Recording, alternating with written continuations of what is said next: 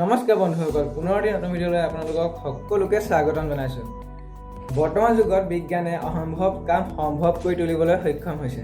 তেনে কৰিবলৈ গ'লে আমি মহাকাশৰ ৰহস্য বিচৰাই হওক বা তথ্য প্ৰকাশ কৰাই হওক আদি সকলো ক্ষেত্ৰতে নাছা, ইউৰোপ, ৰাছিয়া, ফ্ৰান্স যিবোৰ সংস্থা বিশ্বজুৰি বিখ্যাত, তেওঁলোকৰ লগত খোজ মিলাবলৈ আহি আছে এটা সংস্থাটোৰ নাম হৈছে ইছৰো, ইণ্ডিয়ান স্পেচ অৰ্গেনাইজেশ্যন। ভাৰতীয় মহাকাশ গৱেষণা সংস্থাটো মুখ্য দুটা কাৰ্যালয় আছে। এটা কাৰ্যালয় হৈছে বাংগালোৰ আৰু এটা আছে কৰ্ণাটকত। আপোনাৰ ইছৰো স্থাপন কৰা হৈছিলে 1969 চনৰ 15 আগষ্ট তাৰিখে। আজিৰ পৰা প্ৰায় 50 বছৰ আগতে এই ভাৰতীয় মহাকাশ গৱেষণা সংস্থাটো স্থাপন কৰা হৈছিলে।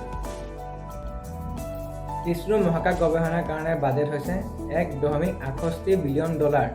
ইছৰোৱে মহাকাশযানবিলাক উৎক্ষেপণ কৰা কেন্দ্ৰটোৰ নাম হৈছে শ্ৰীহৰিকোটাৰ অন্ধ্ৰপ্ৰদেশ। তাৰ পৰা ৰকেটবিলাক মহাকাশলৈ বুলি উৎক্ষেপণ কৰা হয়। বৰ্তমান ইছৰোৰ সঞ্চালকজনৰ নাম হৈছে ডক্টৰ কৈলাশ ফাদিবু শিৱম।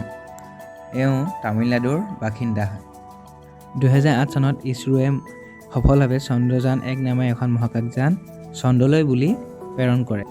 এই ভাৰতীয় মহাকাশ সংস্থাটোৱে 2013 চনৰ 5 নৱেম্বৰত পৃথিৱীৰ পৰা সৌৰজগতৰ অন্য এটা গ্ৰহ মংগল গ্ৰহলৈ মংগলযান সফলতাৰে প্ৰেৰণ কৰি পৃথিৱীৰ কক্ষপথত স্থাপন কৰিবলৈ সক্ষম হৈছে। ভৱিষ্যতে এই মহাকাশ গৱেষণা সংস্থাটোৱে মানৱ চালিত মহাকাশ অভিযান, চন্দ্ৰৰ অভিযান, অন্যান্য গ্ৰহৰ পৰিকল্পনা গ্ৰহণ কৰিছে। যদি ভিডিঅ'টো চাই ভাল পালে প্লিজ লাইক কৰিব, শ্বেয়াৰ কৰিব আৰু ছাবস্ক্ৰাইব কৰিব। আৰু যদি ভিডিঅ'টো কেনেকুৱা পাইছে কমেণ্ট কৰি জনাব।